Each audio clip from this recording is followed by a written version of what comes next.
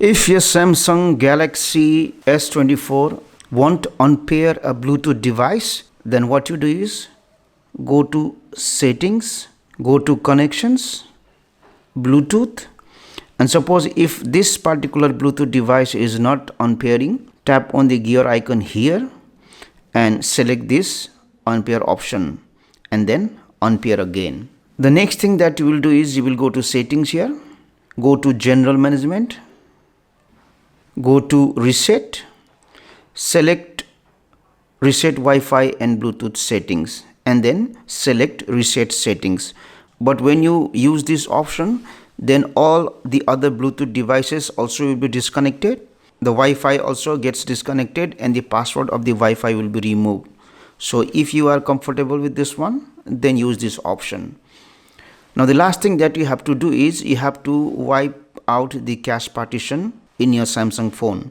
Now to do that one, you have to at first connect your Samsung phone to a computer by using USB-C cable. So I have this USB-C cable which I am going to connect to my phone. But before that, let me power off my phone. So once the device gets completely powered off, I will connect my phone to a computer using the USB-C. After that, what I will do is I will press the volume up button and the power on off button until the Android recovery menu appears.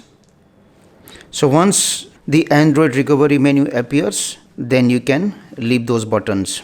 Now I will press this volume down button to select a wipe cache partition option and then press this power on off button to activate the option.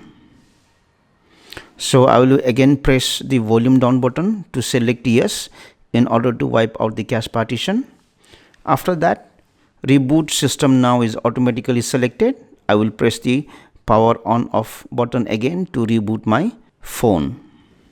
So once the phone gets restarted, you should be able to unpair Bluetooth device from your phone.